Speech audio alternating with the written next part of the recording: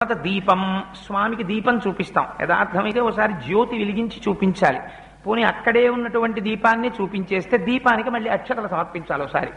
అందుకని దీపం దర్శయామి, దీపం చూపించేసిన తర్వాత అప్పుడు స్వామివారికి నైవేద్యం.